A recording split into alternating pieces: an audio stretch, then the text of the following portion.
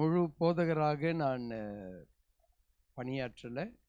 ஆனால் பயிற்சி, அழைக்கப்பட்டால் செய்தி அவ்விதமாக நான் நடத்தி வருகிறேன். பைபிள் ஸ்டடி அந்த மாதிரி நான் நடத்தி வருகிறதற்கு கர்த்தர் கிருபை செய்தார்.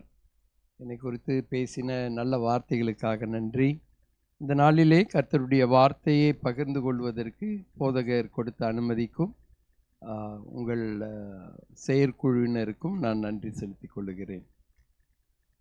இங்கே ஒரு 10 நாட்கள் பயணப்படும்படி கர்த்தர் கிருபை செய்தார்.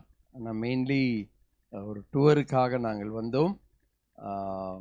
ஆனால் ஒவ்வொரு நாளும் அதிகமான ப்ரோக்ராம் தான் இருக்குது. ப்ரோக்ராம்னா சந்திப்புகள், ஜெபங்கள் அவ்விதமாக நடந்து கொண்டிருக்கிறது. கர்த்தர் வித்தியாசமான முறையிலே வழி நடத்தி வருகிறதற்காக அவருக்கு நன்றி செலுத்துகிறேன். வேளையிலும் கூட காலத்தை தாழ்த்தாதபடிக்கு நாம் தேவ வார்த்தையை கேட்பதற்கு நாம் நிற்போமாக. என்னாகமம் 25ஆம் அதிகாரம் வசனம் 11 முதல் 13 வரை, 10 முதல் 13 வரை.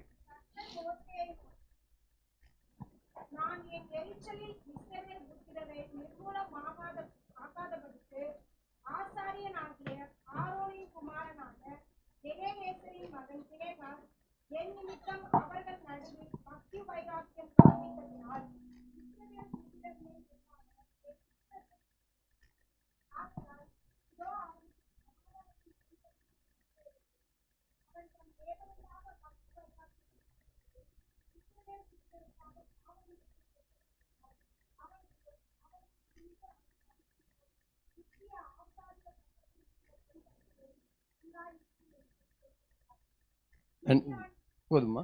நன்றி. கண்களை மூடி ஜெபம் செய்வோம்.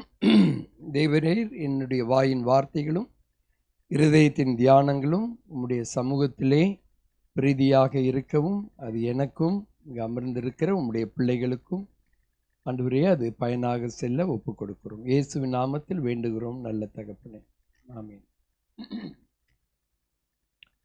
ஒரு 20 வருஷத்துக்கு முன்பதாக, அப்போ நான் அரசாங்கத்தில் வேலை செய்து கொண்டிருந்தேன். 35 வருடங்கள் வேலை செய்த பிற்பாடு ஒரு 10 வருடங்கள் நான் முழு நேர ஊழியத்திற்கு ஆப்ஷன் எடுத்து செய்தேன். அது பிற்பாடு இந்த வருஷத்தில் நான் போதகர் முழு நேர பணியிலிருந்து நான் விலகி கொண்டு தேவனுடைய ஊழியத்தை செய்யும்படிக்கும் கர்த்தர் கிருபை செய்கிறவராக இருக்கிறார்.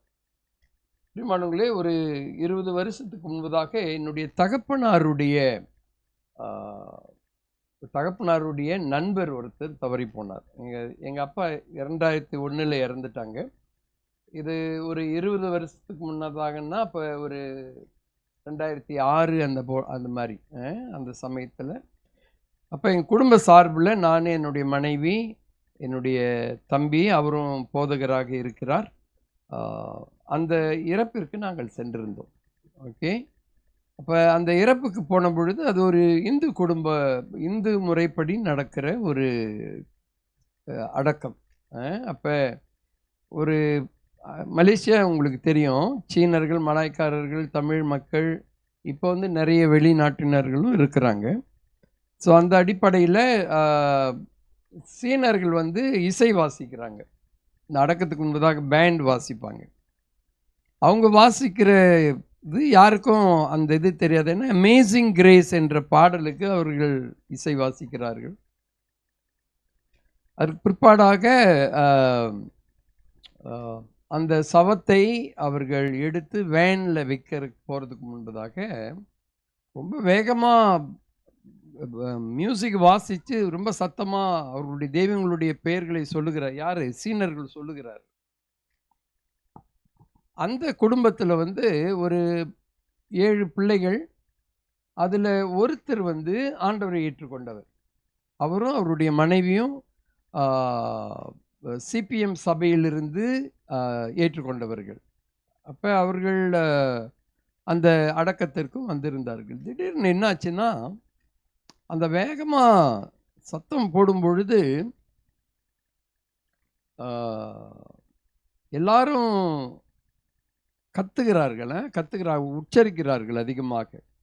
இந்த பையன் என்ன செய்துட்டான், திடீர்னு இந்த அந்த ஆண்டவரை ஏற்றுக்கொண்ட பையன் திடீர்னு அவனுக்கு மருள் வந்த மாதிரி அப்படி சொல்லிட்டு அந்த பெட்டிக்கு பின்னால் செல்லுகும் பொழுது எல்லாரும் பார்க்குறாங்க. எல்லாருமே இந்துக்கள், இவர்கள் மாத்திரம் அந்த குடும்பத்தில் கிறிஸ்தவர்கள். ஒரு 200 பேர் இருக்கிறாங்க. அப்போ செல்லும் பொழுது பின்னாலே போய் அப்படியே போகிறான். அவங்க மனைவி வந்து வாசலில் நின்று பார்த்துக்கிட்டே பார்க்குறாங்க. இவன் அப்படி போகிறான். போகும்பொழுது எல்லாருமே வேகமாக கை தட்டுறாங்க. ஏன்னா பையன் திரும்ப வந்துட்டான், திரும்ப நம்மளுடைய மதத்துக்கே வந்துட்டான், பக்திக்கு வந்துட்டான் அப்படின்னு சொல்லி எல்லாரும் வேகமாக அவன் பின்னால் கை தட்டுறாங்க. அவங்க மனைவி நேராக போய் அவனுடைய சட்டையை பிடிச்சி அப்படி தூக்கி கீழே அப்படி ஒரு உழுக்குன்னு அவன் தெளிஞ்சிட்டான். சொன்னாங்க, நீ யாருடைய பிள்ளைன்னு உனக்கு தெரியாதா அப்படின்னு கேட்டாங்க. நீ யாருடைய பிள்ளை? நம்முடைய கர்த்தருடைய பிள்ளைகள். உன்னுடைய பக்தி வைராக்கியம் எங்கே அப்படின்னு கேட்டாங்க. அது அங்கே உள்ளவங்களுக்கு எல்லாத்துக்குமே கொஞ்சம் கஷ்டமாக போயிடுச்சு. என்ன அப்படி ஒரு புருஷனை எப்படி உழுக்க முடியும்னு நான் நினைக்கிறேன். அவர் இன்னும் வேகமாக போயிருந்த ஒரு அரை கூட விட்டுருப்பாங்க போல இருக்கு. அவங்க அவ்வளோ 2 பேருமே இந்துவிலிருந்து ரட்சிக்கப்பட்டு ஆண்டவருக்கு பக்தி வைராக்கியமாக இருந்தார்கள். ஆனால் அந்த சமயத்தில் அந்த சம்பவத்தை நான் பார்த்த பொழுது இந்த குடும்பத்திலே அந்த சகோதரி தேவனுக்கென்று பக்தி வைராக்கியமாக வாழ வேண்டும் என்ற ஒரு காரியத்தை நான் பார்க்கிறேன். அது எனக்கு மிகவும் உற்சாகமாக இருந்தது. என்னுடைய விசுவாசத்தை கூட அது பலப்படுத்தினதாக இருக்கிறது. பிரியமானவர்களே, பொதுவாக நாம் இந்த உலகத்திலே ஜீவிக்கும் பொழுது கிறிஸ்தவ குடும்பங்களிலிருந்து வருகிற பிள்ளைகள் சந்ததியாக வரும் பொழுது அவர்கள் கிறிஸ்தவத்தை அறிகிறார்கள், கிறிஸ்தவ மார்க்கத்தை பின்பற்றுகிறார்கள். அதுக்கு பிற்பாடு வேதத்தை வாசிக்கிறது. இப்போ பிள்ளைங்க வசனம் சொன்னாங்க. ஸோ அந்த முறையின்படியே வருகிறார்கள். நானும் அவ்விதமாக தான் வளர்ந்தவர் கிறிஸ்தவ குடும்பத்தில். ஆனால் அதிகமான பேர்கள் ரட்சிக்கப்பட்டு வருகிறவர்கள் இந்த வயதில் ரட்சிக்கப்பட்டார்கள் என்பது முக்கியமல்ல. ரட்சிக்கப்படும் பொழுது தேவன் அவர்களை தெரிந்து கொள்ளுகிறார் என்று நாம் பார்க்கிறோம். சரியா? உதாரணத்துக்கு பல காரணங்கள் உண்டு ஆண்டவர் நம்மை தெரிந்தெடுக்கிறதற்கு, அவருடைய ராஜ்யத்திற்குள் கொண்டு வருவதற்கு நோக்கமும் திட்டமும் இருக்கிறது. அதை நாம் சரியாக விளங்கி கொள்ள வேண்டும். ஆனால் என்ன நோக்கம், என்ன திட்டம் என்று புதிதாக பிறந்த கிறிஸ்துவுக்குள் பிறந்த ஒரு குழந்தைக்கு தெரியாது இல்லையா?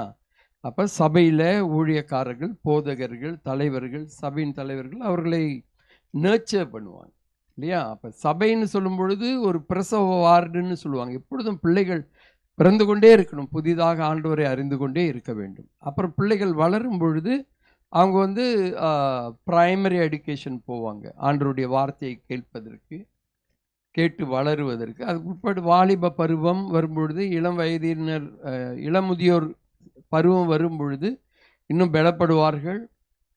அதுக்கு பிற்பாடு நன்றாக தேறினவர்களாக முதிர்ச்சி அடைந்தவர்களாக வரும்பொழுது சமுதாயத்திலே எல்லா விதமான சவால்களையும் சந்திப்பதற்கு கர்த்தர் அருள் புரிகிறவராக இருக்கிறார். சரிங்களா? ஆனால் அதற்காக நல்லா முதிர்ச்சி அடைந்த பிற்பாடு தான் நான் போய் ஊழியம் செய்வேன், நான் போய் ஆண்டவரை பற்றி பேசுவேன்ட்டு அப்படி காத்திருக்க வேண்டிய அவசியம் இல்லை இல்லையா? நம்ம வளரும் பொழுதே நமக்கு அறிந்த நம்முடைய விசுவாசத்தை நாம் பகிர்ந்து கொள்வதில் எந்த ஒரு தவறும் கிடையாது. அது அவசியமானதும் என்று நாம் பார்க்கிறோம். அப்போ அவர் தெரிந்து கொள்ளுகிறதற்கு நோக்கம் உண்டு. அதை சரியாய் நாம் புரிந்து கொள்ள வேண்டியது அவசியம். உதாரணத்துக்கு பாருங்க, எபேசியர் 1ஆம் அதிகாரம் 4 - 6 வரைக்கும் நம்ம வாசிப்போம் என்றால், எபேசியர் 1ஆம் அதிகாரம் 4, 6.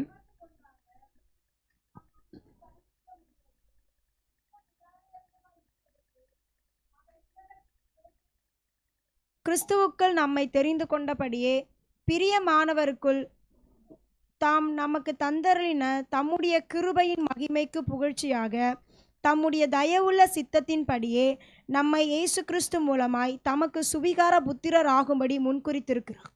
நன்றி. பாருங்க, இப்போ இந்த எபேசியர் புஸ்தகம் அதெல்லாம் வாசிக்கும் பொழுது தமக்கு, அப்புறம் குமாரனுக்கு, உனக்கு, அந்த மாதிரிலாம் வரும். அப்போ தமக்கு என்று சொல்லுகிற ஒரு இடத்துல வந்து நாம் பிதாவாகிய தேவனுக்கு முன்பாக நாம் அன்பில் பரிசுத்தம் உள்ளவர்களும் குற்றமில்லாதவர்களுமாய் இருப்பதற்கு அவர், அப்படின்னா பிதாவாகிய தேவன், உலக தோற்றத்துக்கு முன்னே கிறிஸ்துவுக்குள் நம்மை தெரிந்து கொண்டபடி, அப்போ பிதாவாகிய தேவன் நம்மை கிறிஸ்துவுக்குள் தெரிந்து கொள்ளுகிறார் என்று பார்க்கிறோம். பிரியமானவருக்குள், அதாவது இயேசு கிறிஸ்துவுக்குள் பிதாவாகிய தேவன் நமக்கு தந்தறின தம்முடைய கிருபையின் மகிமைக்கு புகழ்ச்சியாக பிதாவாகிய தேவனுடைய தயவுள்ள சித்தத்தின்படியே நம்மை இயேசு கிறிஸ்து மூலமாய் பிதாவாகிய தேவனுக்கு சுவீகார புத்திரராகும்படி முன்குறித்திருக்கிறார்.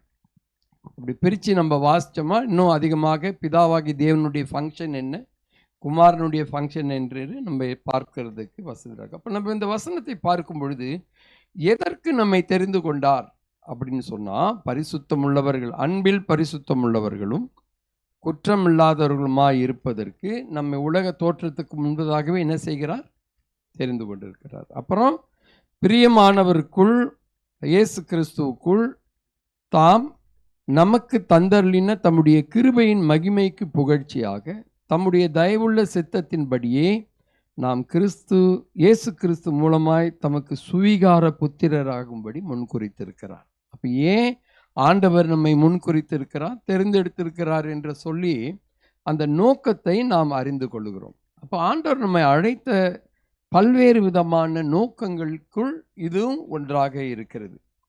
அப்போ இந்த நாளில் தேவனுடைய செய்தி வந்து நாம் பக்தி உள்ளவர்களாக தெரிந்து கொள்ளப்பட்டோம். இந்த பக்தி வெறும் பக்தியாக இல்லாமல் விருத்தி அடைவதற்கு நாம் செய்ய வேண்டிய காரியங்கள் என்ன என்பதை நாம் பார்த்து, இந்த பக்தி விருத்தி அதோடு நின்று விடாமல் நம்முடைய வாழ்க்கையிலே கர்த்தருக்கென்று பக்தி வைராக்கியமாய் வாழுவதற்கு அது நம்மை இட்டு செல்ல வேண்டும், கொண்டு செல்ல வேண்டும். உள்ள பாஸ்டர் ஐயா சொல்லும்போது கூட நம்ம இன்னும் ஆண்டவருக்குள் நெருங்கினவர்களாக இன்னும் மேலாக எஸ்கலேட் பண்ணுகிற ஒரு வாழ்க்கை வாழ்வதற்கு நம்மை ஆயத்தப்படுத்த வேண்டும் என்று சொல்லி நாம் பார்க்கிறோம். அப்போ சங்கீதம் 4:3 நம்ம வாசிக்கும் பொழுது ஆண்டவர் சொல்லுகிறார், பக்தி உள்ளவனை கர்த்தர் தமக்காக தெரிந்து கொண்டார் என்று அறியுங்கள். அப்படின்னா நம்ம பக்தியாக இருக்கிறதுனால ஆண்டவர் நம்மை தெரிந்து கொள்ளலை, ஆனால் நம்மை தெரிந்து கொண்டு கர்த்தருக்கு பக்தியாய் நடந்து கொள்வதற்கு நம்ம என்ன செய்யணும், அதை புரிந்து கொள்ளணும். ஏன் ஆண்டவர் என்னை தமக்காக தெரிந்து கொண்டார்னா, பக்தியின் பாதையிலே நாம் ஜீவிப்பதற்கு, பக்தியான ஒரு சந்ததியை நாம் உருவாக்குவதற்கு, பக்தியான ஒரு ராஜ்யத்தை கட்டுவதற்கு, நாம் வாழுகிற சூழ்நிலையிலே அங்கே தேவ பக்தியை வெளிப்படுத்துவதற்கான ஒரு கிருபையில் நாம் ஜீவிக்க வேண்டும் என்று அவசியம்.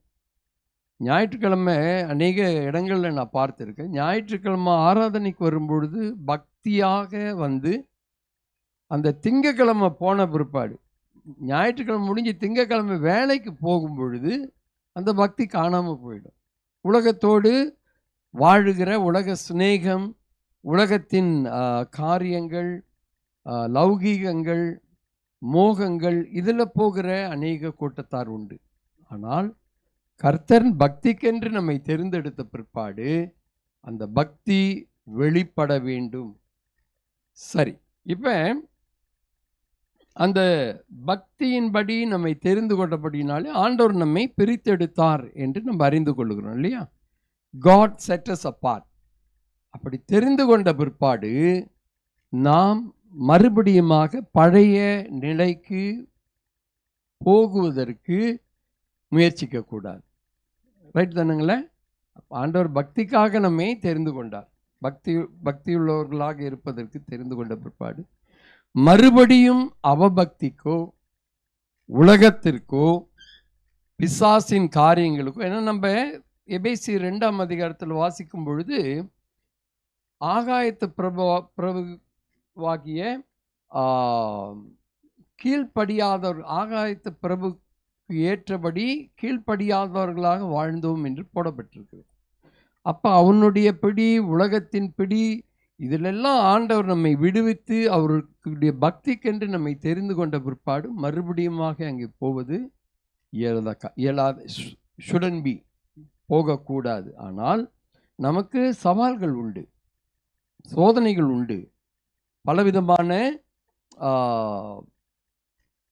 சிந்தனை போராட்டங்கள் உண்டு. நம்மை மறுபடியும் பாவத்தில் இழுத்து விடுவதற்கு உலகமும் அது தன்னுடைய வேலையை செய்யும், பிசாசும் அவனுடைய வேலையை செய்வான், நம்முடைய மாம்சமும் அதை செய்கிறதாக இருக்கும். சரிங்களா? மாம்சத்தின் கிரியைகள், மாம்சத்தின் இச்சைகள், மாம்சத்தின் கண்கள், ஜீவனத்தின் பெருமைகள், இதெல்லாம் ஒரு பக்தி உள்ளவனை மறுபடியுமாக பழைய நிலைக்கு தள்ளுவதற்கு அது வழி நடத்துகிறதாக இருக்கிறது. அப்போ நம்ம எந்த வழியில் நடக்கிறோம், எப்படி நடக்கிறோம் என்பதை நம்ம நாடி பிடித்து பார்த்து கொள்ள வேண்டியது அவசியம். சரிங்களா? அது முதலாவது காரியம். இரண்டாவது, இந்த பக்தி விருத்தி அடைய வேண்டும். It must be edified or it must be expanded, it must be extended and it must be escalated. இந்த பக்தி அப்படியே பக்தியாவே இருக்காம பக்தி இன்னும் விருத்தி அடைவது அவசியம் நம்முடைய வாழ்க்கையில். அப்ப பக்தி விருத்தி அடைவதற்கு நம்ம எப்பொழுதும் என்ன செய்வோம்? வேதத்தை தியானம் பண்ணுவோம், வாசிப்போம், ஆண்டவரிடத்தில் ஜெபிப்போம், காத்திருப்போம். இந்த ஆவிக்குரிய ஜீவியத்தின் நடைகளிலே இதை நம்ம வளருவதற்கு ஏதுவாக நம்ம கடந்து செல்வோம். சரியா? இப்போ இந்த பக்தி விருத்தி அடைகிறதாக இருக்க வேண்டும் என்பது அவசியம். So it cannot just be stagnant with godliness. It must go on. It must be escalated. இப்போ வெளிப்படுத்தின விசேஷம் கடைசி புஸ்தகம், கடைசி அதிகாரம் 22, 11, 12 என்ன சொல்லுகிறது? வாசிக்கிறீங்களா? Revelation chapter 22 verses. சத்தமா வாசிங்கம்மா. அநியாயம் செய்கிறவன் இன்னும் அநியாயம் செய்யட்டும், அசுத்தமாய் இருக்கிறவன் இன்னும் அசுத்தமாய் இருக்கட்டும், நீதி உள்ளவன் இன்னும் நீதி செய்யட்டும், பரிசுத்தம் உள்ளவன் இன்னும் பரிசுத்தமாகட்டும். இதோ சீக்கிரமாய் வருகிறேன், அவனவனுடைய கிரியைகளின்படி அவனவனுக்கு நான் அளிக்கும் பலன் என்னோடு கூட வருகிறது. இந்த வேதத்தினுடைய கடைசி புஸ்தகம் வெளிப்படுத்தின விசேஷம். அதிலே நமக்கு வருங்காலத்திலே நடக்க போகிற காரியங்கள், பரலோகத்தின் காரியங்கள் வெளிப்படுத்தப்பட்டிருக்கிறது. அந்த கடைசி புஸ்தகத்தில் இந்த வசனங்கள் வாசிக்கப்படும் பொழுது நீ வேதத்தின் காரியங்கள் எல்லாவற்றையும் நீ வாசித்து அதை அறிந்து கொண்டு அதை தெளிவு பெற்று நீ என்ன செய்கிற? அதன்படி நீ கடைபிடிப்பதற்கும், நீ பரிசுத்த நிலையில் இருந்தால் இன்னும் பரிசுத்தமாகுவதற்கும், நீ நீதியை செய்கிறவனந்தால் இன்னும் நீதி செய்வதற்கும் பிரயாசங்கள் செய் என்ற ஒரு அர்த்தத்தை நாம் அறிந்து கொள்கிறோம். நீதி செய்யட்டும், பரிசுத்தமாக இருக்கட்டும். அதே சமயத்தில் ஆண்டவர் என்ன வேதத்தில் சொல்றாரு? நீ அசுத்தமாக இருக்கிறனா நீ இருந்துக்க, நீ அநீதியாக நடக்கணும்னா இன்னும் நடந்துக்க, ஆனாலும் நான் அவனுடைய பலனோடே நான் திரும்ப வருவேன் என்று சொல்லுகிறார். The Lord expects us to go higher. இன்னும் அதிகமாக, இன்னும் விருத்தி அடைவோம். அப்போ பக்தியின் காரியத்திலே நாம் இன்னும் அதிகமாக விருத்தி அடைய வேண்டும் என்பதுதான் இதனுடைய கட்டளையாக இருக்கிறது. பிரசங்கியின் புஸ்தகம் 11ஆம் அதிகாரம் 8வது வசனம்னு நினைக்கிறேன். வாலிபனை குறித்து சொல்லுகிறது. யாராவது வாசிக்கிறீங்களா? இல்லம்மா, பிரசங்கி வாலிபனே 11:9. ரைட். வாலிபனே, உன் இளமையிலே சந்தோஷப்படு, உன் வாலிப நாட்களிலே உன் இருதயம் உன்னை பூரிப்பாக்கட்டும், உன் நெஞ்சின் வழிகளிலும் உன் கண்ணின் காட்சிகளிலும் நட. ஆனாலும் இவை எல்லாவற்றின் நிமித்தமும் தேவன் உன்னை நியாயத்திலே கொண்டு வந்து நிறுத்துவார் என்று அறி. பாருங்க, பிரசங்கி புஸ்தகம் அதிகமாக சாலமோன் அரசனால் எழுதப்பட்டது. சாலமோன் உலகத்திலே பெரிய ஞானி இல்லையா? உலகத்திலே பெரிய ஐஸ்வர்யவான். தேவன் அவனை அவ்விதமாக ஆசீர்வதித்தார். ஆனால் அவன் கடந்து சென்ற வாழ்க்கையிலே பாதை தவறி அவன் தேவனுடைய ஆலயத்தை கட்டினவன் தன்னுடைய குடும்பத்தை கட்ட முடியாமல் போனான். குடும்பத்தை கட்ட தவறினவனாக போகிறான் என்று பார்க்கிறோம். அப்போ அவனுடைய அனுபவத்திலே இந்த காரியங்களை எழுதும் பொழுது வாலிபர்களை அவன் பார்க்கிறான். குறிப்பாக வாலிபர்களுடைய வாழ்க்கை என்பது தேவனுடைய சமூகத்திற்கு என்பதாக மிகவும் ஆசீர்வதிக்கப்பட்ட அல்லது பிரத்யேகமான வாழ்க்கை. ஏன்னா ஆண்டவர் தன்னுடைய சிருஷ்டிப்பில் ஒரு சின்ன குழந்தையை படைக்கலை, அல்லது வயதானவர்களை படைக்கலை. ஆண்டவர் ஆதாம் ஏவாளை படைக்கும்போது வாலிப பருவத்தில் உள்ளவர்களாக அவர்களை படைத்தார். அப்போ அந்த வாலிப பருவத்திலே அவர்கள் எடுக்கிற தீர்மானங்கள், திட்டங்கள், முடிவுகள், அவர்கள் அடுத்த எத்தனை வருஷம் வாழ போகிறாங்களோ அத்தனை வருஷம் என்னது, அது அவர்களுக்கு எந்த முடிவை எடுத்தார்களோ அதை நோக்கி தான் போகும். இன்றைக்கு அநேக வாலிப பிள்ளைகள், வாலிபர்கள் வாலிப வயதிலே தவறான முடிவை எடுத்து தவறான பாதையிலே செல்லும் பொழுது அது வேதனை மிக்கதாக இருக்கும். ஆனால் இந்த பிரசங்கி புஸ்தகத்திலே அவர் சொல்லும் பொழுது, வாலிபனே உன் இள வயதிலே நீ என்ன செய்ய, சந்தோஷப்படு. ஏன்னா என்ஜாய் பண்ணணும் என்று வாலிபர்கள் பொதுவாக சொல்லுவார். அப்போ சந்தோஷப்படு, உன் வாலிப நாட்களில் உன் இருதயம் உன்னை பூரிப்பாக்கட்டும், உன் நெஞ்சின் வழிகளிலும் கண்ணின் காட்சிகளிலும் நீ நடந்துக்க, இஷ்டம் போல நீ நடந்துக்க. ஆனாலும் எல்லாவற்றின் நிமித்தம் நான் உன்னை நியாயத்திலே கொண்டு வந்து நிறுத்துவேன். The Lord will bring the person into judgment என்பதை நாம் பார்க்கிறோம். அப்போ எவ்வளவு கவனம், சபையில் ஊழியர்கள், மூப்பர்கள், சபையின் தலைவர்கள் எவ்வளவு பிரயாசம் எடுக்கிறார்கள். குறிப்பாக வாலிபர்களுக்கு அவர்களுடைய வழி செம்மையாக இருக்க வேண்டும் என்பதை குறித்ததெல்லாம் அவர்கள் மிகவும் கவனத்தோடு இருக்கிறார்கள் என்றால், பெற்றோர்கள் அதற்கு மேலே பிரயாசம் எடுக்கிறவர்களாக இருக்க வேண்டும் இல்லையா? ஒரு சில சபைகளில் சேர்ச்சுக்கு அனுப்பிட்டேன், பிள்ளைங்க போய் பார்த்துக்குவாங்க, பாஸ்டர் பார்த்துக்குவார், அப்புறம் பிள்ளைங்க கெட்டு போச்சுன்னா நீங்கள் தான் சரியாக செய்யலை, அவங்கள சரியாக நடத்தலை என்று சொல்லுகிற அப்படிப்பட்ட கூட்டமும் இருக்கிறது. ஆனால் அவரவர்களுக்கு கொடுக்கப்பட்ட பொறுப்பு பெற்றோர்களுக்கும் கொடுக்கப்பட்டிருக்கிறது. அதிகமாக வாலிபர்களுக்கு அவர்கள் தங்களுடைய வாழ்க்கையில் சரியான முடிவு எடுப்பது அவசியம். வாலிப காலங்களிலே படிப்பை முடித்த பிற்பாடு அடுத்த என்ன கேரியர் என்ற காரியங்கள் ஆண்டவருடைய சமூகத்திலே கேட்க வேண்டும். எதுக்கு போக வேண்டும் என்று சொல்லி ஆண்டவருடைய திட்டத்தை அறிந்து கொள்வதற்கு பிரயாசங்கள் எடுக்க வேண்டும். சரி, இப்போ இந்த இரண்டாவது பக்தி விருத்தி அடைவதற்கு வேதம் என்ன சொல்லுகிறது என்று பார்க்கும் பொழுது 1 கொரிந்தியர் 10:23 1 கொரிந்தியர் 10:23 நாம் பார்க்கிறோம். வாசிக்கிறீங்களா? எல்லாவற்றையும் அனுபவிக்க எனக்கு அதிகாரம் உண்டு, ஆகிலும் எல்லாம் தகுதியாய் இராது. எல்லாவற்றையும் அனுபவிக்க எனக்கு அதிகாரம் உண்டு, ஆகிலும் எல்லாம் பக்தி விருத்தியை உண்டாக்காது. பாருங்க, பவுல் கொரிந்தியருக்கு எழுதும்போது சொல்றாரு, நம்முடைய சுதந்திரத்தில் ஆண்டவர் கை வைக்க விரும்புறதில்லை. எல்லாவற்றையும் அனுபவிக்கிறதுக்கு எனக்கு அதிகாரம் இருக்கு. ஆண்டவர் ஒவ்வொருவருக்கும் அந்த அதிகாரம் கொடுத்தார். ஆதாம் ஏவாளுக்கும் அந்த அதிகாரத்தை கொடுத்தார், அந்த சுதந்திரத்தை கொடுத்தார். அவர்கள் தவறாக பிரயோகப்படுத்தினார்கள். சரிங்களா? ஆண்டவர் சிருஷ்டிகருக்கும் சிருஷ்டிப்புக்கும் உள்ள வித்தியாசத்திற்காக இந்த கனியை இந்த மரங்களின் கனியை நீ புசிக்கக்கூடாது என்று சொல்லும் பொழுது அதை மீறுகிறதற்கான சுதந்திரத்தை அவர்கள் எடுத்துக்கொண்டார்கள். அது தவறான விதத்திலே பயன்படுத்தி கொண்டார்கள். அப்போ அந்த சுதந்திரத்தில் ஆண்டவர் கை வைக்க விரும்பலை. இப்போ நம்முடைய வாழ்க்கையில் கூட நம்ம என்ன செய்யணும், என்ன செய்யக்கூடாது என்பதை யாருமே தடுக்க முடியாது இல்லையா? பெற்றோர்களும் சரி, போதகர்களும் சரி, ஆண்டவர் கூட அவர் நீ இதை செய்யக்கூடாதுன்ட்டு கட்டளை தான் கொடுக்கிறார். அதை கீழ்ப்படுகிறது தான் நம்முடைய காரியம். சரியா? அப்போ எல்லாவற்றையும் அனுபவிக்க எனக்கு அதிகாரம் இருக்கிறது.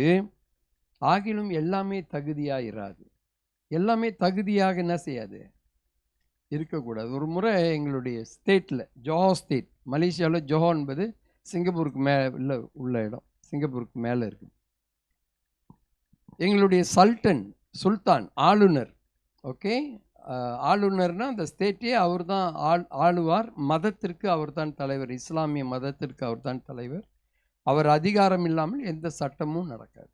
அப்போ அதிகாரத்திலே நிற்கிற அந்த சுல்தான் ஆளுநர், சுல்தான்னா ராஜா இல்லையா, ஒரு முறை மந்திரி பசார்னா chief minister, okay, chief minister வந்து கிராமத்துக்கு போகிறாங்க. அப்போ ராஜா வந்து விசிட் பண்ணுறாரு. விசிட் பண்ணும்போது மந்திரி பசார் அந்த சீஃப் மினிஸ்டரும் கூட போகணும். அப்போ கிராமத்தில் வந்து மலாய் கலாச்சாரத்தில் அந்த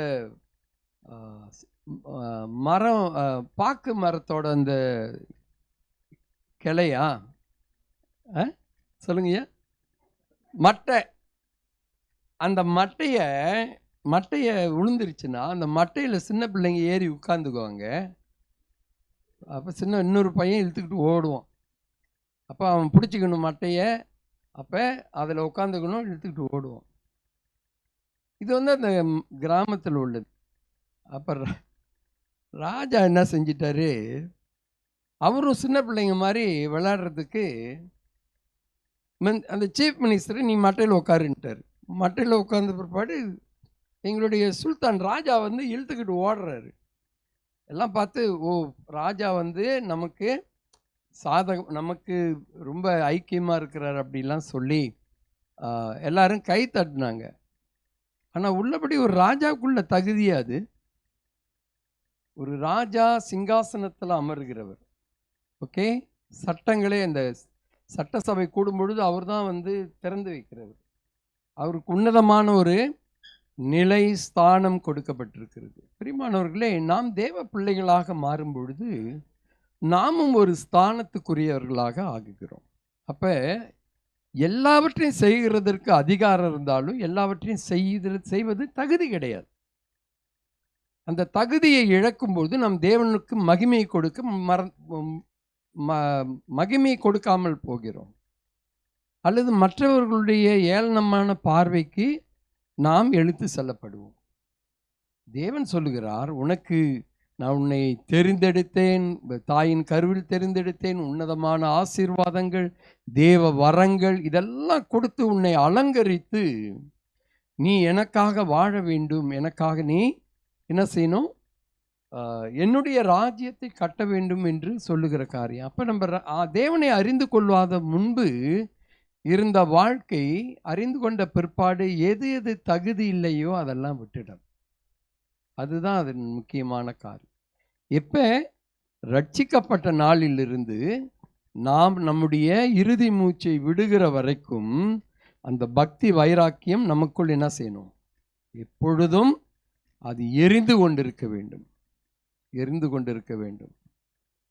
சாத்ராக், மேஷாக், ஆபேத்நேகோ, ஓகே, அவர்கள் சொன்னது என்ன, கர்த்தர் எங்களை விடுவிக்க வல்லவர், விடுவிக்காமல் போனாலும் நாங்கள் அந்த பொற்சிலையை வணங்க மாட்டோம் அப்படின்னு சொல்லி தங்களுடைய பக்தி வைராக்கியத்தை, விசுவாசத்தை அக்னி சூளைக்குள்ளே அவர்கள் கடந்து சென்று மரித்தாலும் பிரச்சனை இல்லை. அவங்க பாருங்க, சூளைக்குள்ள அனுப்புறாங்க அவங்கள. அப்போ உள்ளுக்கு போகும்போது கூட அவங்களுக்கு இன்னும் ஆண்டவர் நம்ம கை விட்டுருவாரோ அப்படின்லாம் யோசித்ததான் போட தைரியமாக போகிறார்கள். நான் மரித்தாலும் நான் ஆண்டவருக்காக மரிப்பேன் என்று சொல்லி விசுவாசத்தை காத்து கொண்டார். அவ்விதமான ஒரு பக்தி வைராக்கியத்திற்குள் அவர் கடந்து செல்ல அவர்கள் முடிவெடுத்தார்கள் என்று பார்க்கிறோம். அப்போ எல்லாவற்றையும் அனுபவிக்க எனக்கு அதிகாரம் உண்டு, மறுபடியும் சொல்றாரு. சொல்லிட்டு எல்லாமே பக்தி விருத்தி உண்டாக்காது என்று சொல்லுகிறார். ஆக நம்முடைய வாழ்க்கையில் பக்திக்காக, தம்முடைய பக்திக்காக, தேவனுடைய பக்திக்காக தெரிந்து கொண்ட தேவன் நம்முடைய பக்தி விருத்தி அடைவதற்கு நிறைய வாசல்கள் திறந்திருக்கிறார். சபை, ஊழியங்கள், விசுவாசத்தின் போராட்டங்கள், இப்படிலாம் சோதனைகள். ஓகே, மாம்சத்தில் வருகிற சோதனைகள், உலகத்திலிருந்து வருகிற சோதனைகள், மாம்ச இச்சைகளிலிருந்து வருகிற சோதனைகள் எல்லாம் ஜெயித்து வருவதற்கு ஆண்டவர் அதை அனுமதிக்கிறார். அப்போ அந்த அந்த ஒரு சூழ்நிலையில் நாம் கடந்து ஜெயித்து மேற்கொண்டு ஆண்டவரை மகிமைப்படுத்துகிறவர்களாக இருக்க வேண்டும். அது அப்படி செய்யும் பொழுது பக்தி விருத்தி உண்டாகும். ஓகே, பக்தி நான் விருத்தி அடைஞ்சிட்டேன், என் போதுமான அளவுக்கு இருக்குது. முதல்ல ஒரு 10-15% இருந்துச்சு, இப்போ 90% 100% நான் பக்தி விருத்தியில் இருக்கிறேன்னு சொல்லிட்டு உட்காந்துக்கிட்டும் இருக்க முடியாது. இது செயல்படும் பொழுது தான் பக்தி விருத்தி என்னவாகும், அது பக்தி வைராக்கியமாக மாறும். இன்னைக்கு சொல்கிறாங்க இல்லையா, செத்தாலும் உன் மூஞ்சில முழிக்க மாட்டேன், நீ செத்தாலும் நான் செத்தாலும் உன் வீட்டுக்கு வரமாட்டேன், செத்த பிற்பாடு எங்கே அவங்க வீட்டுக்கு போகிறது. ஆனால் அந்த பக்தி, அந்த வைராக்கியம், நான் வரமாட்டேன், ஆனால் கர்த்தர் என்னை வெட்டி போன்றாலும் கொன்று போட்டாலும், யோபு சொன்னாலே கொன்று போட்டாலும் நான் தேவனை, என்னோட நம்பிக்கை வீணாகாது என்று சொல்லி ஆண்டவர் பேரிலே நம்பிக்கை வைக்கிறோம். இப்போ மூன்றாவது ஸ்டேஜ், மூன்றாவது படி, பக்தி பக்திக்கென்று தேர்ந்தெடுக்கப்பட்ட நாம் பக்தி விருத்தி அடைந்து பக்தி வைராக்கியமாக மாற வேண்டும். இது இயேசு கிறிஸ்து நமக்கு முன்மாதிரியாக காண்பிக்கிறார். எங்கே காண்பிக்கிறாரு? யோவான் 2:17.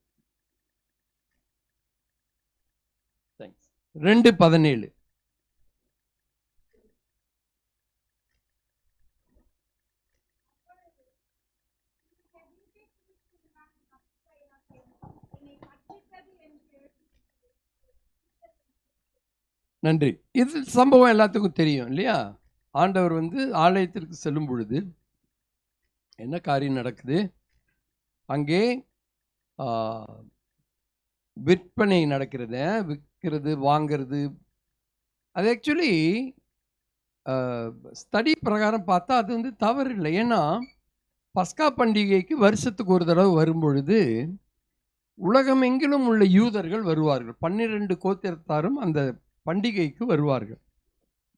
இப்போ இந்த சிரேனே ஊரான் ஆகிய சீமோன், இயேசுடைய சிலுவையை சுமந்தான் இல்லையா, அவன் ஆப்பிரிக்காவில் உள்ள சிரேனே ஆப்பிரிக்கா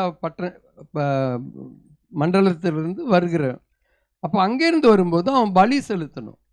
அப்போ ஆப்பிரிக்காவிலேருந்து ஒரு மாட்டையோ ஆட்டையோ அங்கேருந்து இழுத்துக்கொண்டு போக முடியுமா? அவ்வளோ தூரத்துக்கு முடியாது. அப்போ அங்கே போய் கரன்சி மாற்றுவாங்க. ஓகே, அங்கே ஜெருசலேம் உள்ள கரன்சி மாற்றுகிற ஒரு ஸ்தலம். அப்போ விற்கிறது, காசுக்காரர்கள், அந்த வியாபாரம், அதெல்லாம் பலி செலுத்துவதற்கு உதவியாக இருக்குமே தவிர அது தவறு கிடையாது அந்த சூழ்நிலையில்.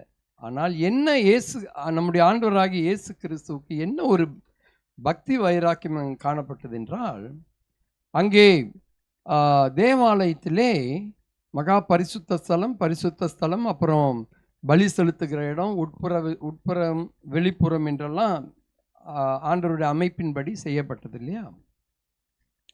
அந்த வெளிப்புறத்திலே ஒரு பகுதி இருக்கிறது. அந்த பகுதி புறஜாதிகள் நின்று ஆண்டவரிடத்திலே கதறி கூக்குரலிட்டு ஆண்டவரே உதவி செய்யும் என்று அவரை கூப்பிடுகிற ஒரு ஸ்தலம் அந்த இடம். அப்ப இந்த வேத பாரகர்கள், வேத மத தலைவர்கள், இவர்கள்லாம் என்ன செய்தாங்க, நிறைய பணம் சர்ச்சுக்கு வருது, டெம்பிளுக்கு வருது என்று சொல்லி அவர்கள் நின்று ஆண்டவரை நோக்கி கூப்பிடுகிற இடத்தையும் ஆக்கிரமித்து கொண்டு அங்கே வியாபாரம் செய்தார்.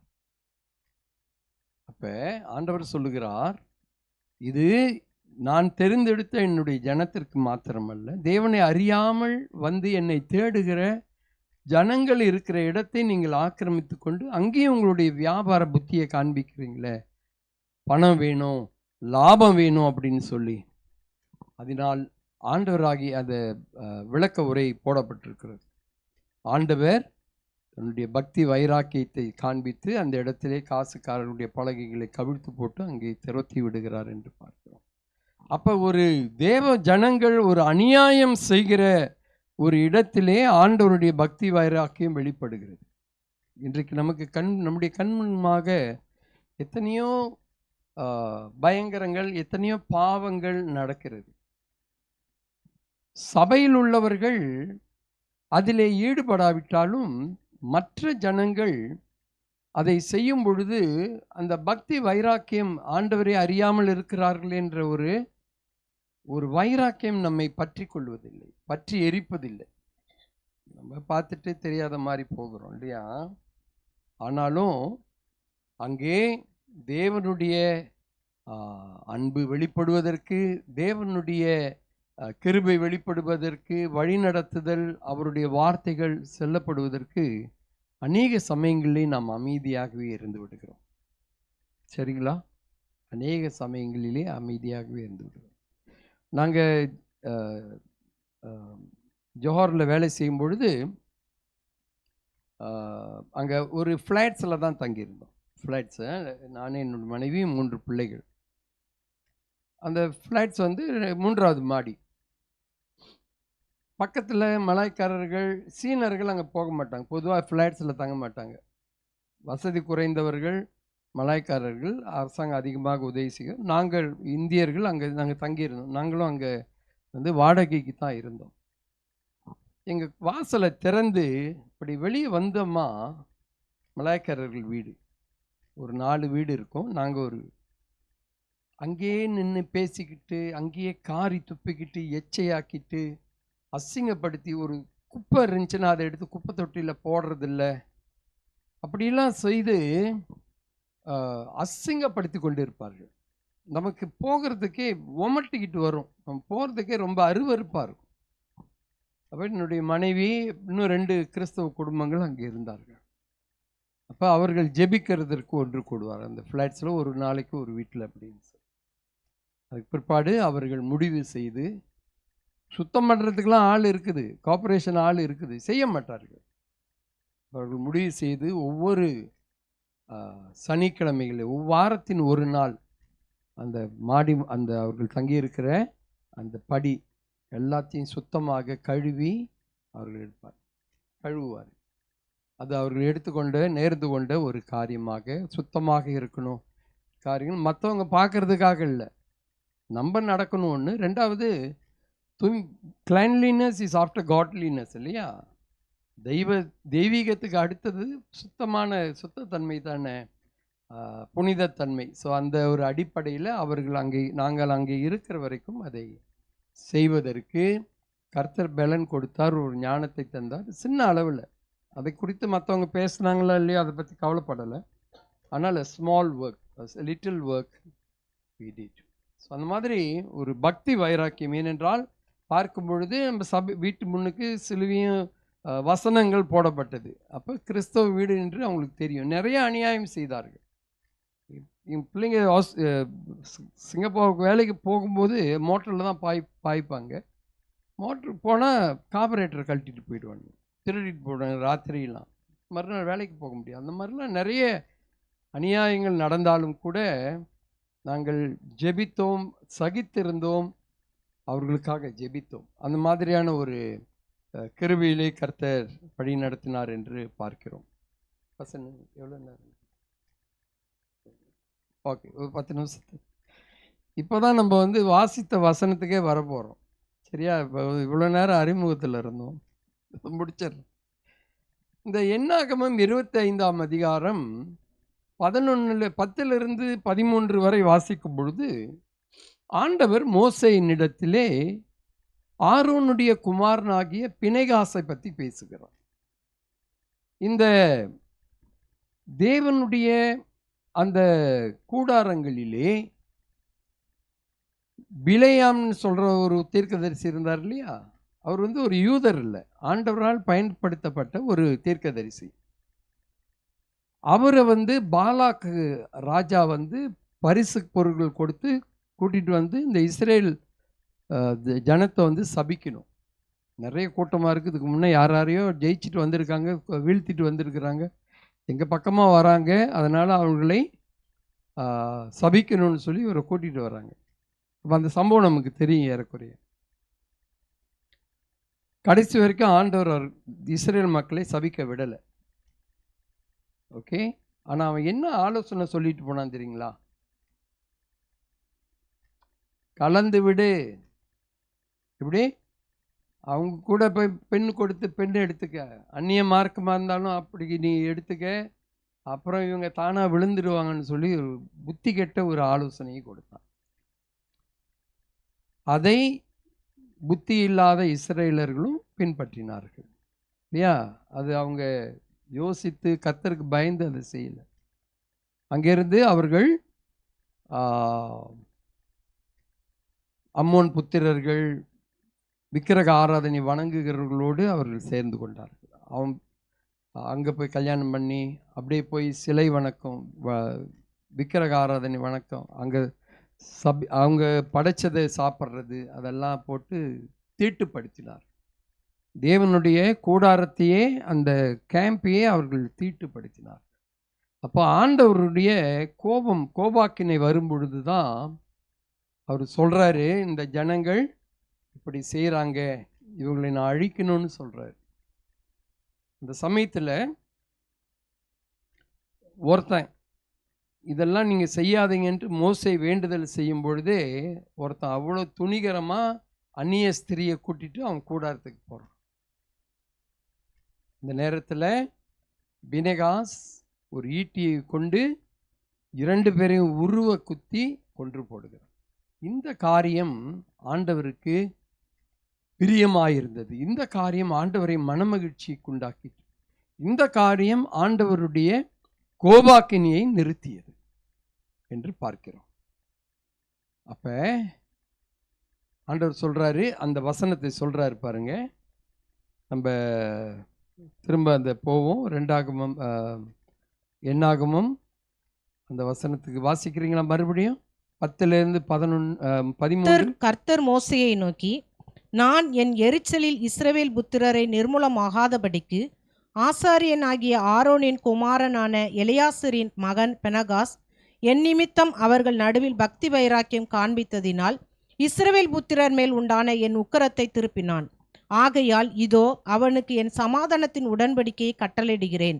அவன் தன் தேவனுக்காக பக்தி வைராக்கியம் காண்பித்து இஸ்ரவேல் புத்திரருக்காக பாவ நிவர்த்தி செய்தபடியினால் அவனுக்கும் அவனுக்கு பின்பு அவன் சந்ததிக்கும் நித்திய ஆசிரிய பட்டயத்திற்குரிய ஆசாரிய பட்டத்திற்குரிய உடன்படிக்கை உண்டாயிருக்கும் என்று சொல் என்றார். பாருங்க, இந்த வசனத்துல பினகாஸ் செய்த காரியத்தின் நிமித்தமாக அங்கே ஆண்டவருடைய எரிச்சல் இஸ்ரேல் புத்திரரை நிர்மூலமாக்காதபடிக்கு தடுத்தது. பக்தி வைராக்கியம் காண்பித்ததினாலே இஸ்ரேல் புத்திரன் மேல் உண்டான என் உக்கிரத்தை திருப்பினான். ஓகே, ஆண்டவருடைய உக்கிர கோபம் வருகிறது, இந்த இஸ்ரேலர்கள் தவறி போகிறது. ஆனால் பினகாஸ் அந்த 2 பேரையும் கொன்னதுனால ஆண்டவர் சொல்லுகிறார், இவன் என்னுடைய உக்கிர கோபத்தை திருப்பினான். ஓகே, திறப்பின் வாசலில் நின்று ஜெபிக்கிற ஒரு அழைப்பு இருக்கு இல்லையா? ஆண்டவருடைய கோபாக்கினை வராதபடிக்கு. இன்றைக்கு நாளை காலையில் கூட 5 o'clock ப்ரேயருங்கள பஸ்ஸை. அப்போ அந்த மாதிரி வருகிற ஒரு காரியம் தேவனுடைய கிருபைக்காக வேண்டுதல் செய்தது. இந்த காரியங்களை அப்போ 1, 2வது ஆண்டவர் சொல்லுகிறார், அவனுக்கு என் சமாதானத்தின் உடன்படிக்கையை கட்டளையிடுகிறேன். அவன் தன் தேவனுக்காக பக்தி வைராக்கியம் காண்பித்து இஸ்ரவேல் புத்திரருக்காக பாவ நிவர்த்தி செய்தபடியால் அவனுக்கும் அவனுக்கு பின்பு அவன் சந்ததிக்கும் நித்திய ஆசாரிய பட்டத்திற்குரிய உடன்படிக்கை உண்டாயிருக்கும். ஒரு உடன்படிக்கையை குறித்து சொல்லுகிறார், சமாதான உடன்படிக்கையை குறித்து சொல்லுகிறார். அங்கே அவனுக்கு தொடர்ச்சியான தலைமுறை தோறும் வருகிற சமாதானத்தை, ஆசீர்வாதத்தை ஆண்டவர் சொல்லுகிறார். தேவனுக்கென்று பக்தி வைராக்கியம் காண்பிக்கும் போது பிரியமானவர்களே, தேவன் நமக்கு, நம்முடைய சந்ததிக்கு, நம்முடைய பிள்ளைகளின் பிள்ளைகளுக்கு சமாதானத்தை நிலைநிறுத்துகிறார். இப்போ மலேசியாவில் எங்களுக்கெல்லாம் ரொம்ப சேலஞ்சிங்கான டே. எப்படின்னா, மலை இஸ்லாமிய காரியங்கள் அப்படியே நெருக்கி வரும் பொழுது எங்கள் மேல் நிறைய ஒடுக்குதல் நடக்கிறது. அநேக சீனர்கள் அவங்க என்ன செய்கிறாங்க, தங்களுடைய பிள்ளைகளை வெளிநாட்டுக்கு ப்ரிப்பேர் பண்ணி அவங்கள அனுப்பி விடுற மாதிரி.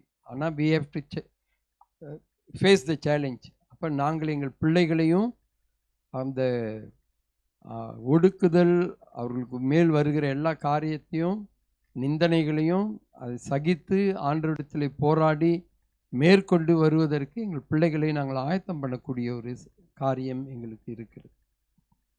அதை நம்ம உறுதிப்படுத்தலைன்னு வைங்களேன், பிள்ளைங்க என்ன செய்யும்? மற்றவர்களோடு சேர்ந்து இன்றைக்கு அநேக சபைகள்லையும் கிறிஸ்தவர்களும் இஸ்லாமிய மதத்தில் சேர்ந்து மலாய்க்காரர்களை திருமணம் பண்ணி அப்படி கலந்து போய் கொண்டிருக்கிறார்கள். ஆனால் சபையிலே காணப்படுகிற பக்தி வைராக்கியம் மிக்க குடும்பங்கள் தங்களுடைய சந்ததி கர்த்தருக்கென்று நிற்க வேண்டும் என்று சொல்லி அந்த விதமாக அவர்கள் ஆசீர்வாதத்தை கொண்டு செல்கிறார்கள். அப்படி செய்வதற்கு கர்த்தர் நமக்கு அனுக்கிரகம் செய்வாராக. கேயாசி எலிசாவுடைய உடன் வேலைக்காரனாக இருந்தவன்.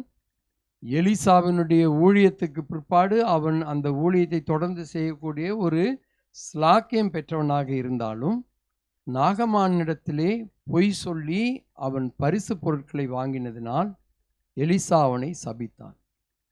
நாகமானின் குஷ்டம் உனக்கும் உனக்கு பின்வரும் உன் சந்ததிக்கும் செல்லும் என்று அவ்விதமான ஒரு சாபத்தை அவன் பெற்றுக்கொண்டான். அப்படி என்றால் அவனுடைய குடும்பம் முழுவதும் இந்த குஷ்டரோகத்திலே அவன் கடந்து செல்வார்கள். அப்படிப்பட்ட ஒரு காரியம் நமக்கு வேண்டாம். நம்முடைய தேவனுக்கு பக்தி வைராக்கியம் காண்பிப்போம், அவரை பற்றி கொள்ளுவோம், பிடிவாதமாக அவரை பிடித்து கொள்ளுவோம். we should persevere in our challenges. அதுக்கு பிற்பாடு ஆண்டவருக்கென்று நாம் நிற்கும் பொழுது தேவன் மகிமைப்படுவார், தேவன் மகிழ்வார், தேவன் தம்முடைய சமாதானத்தை உடன்படிக்கையை தொடர்ச்சியாக கொடுப்பார்.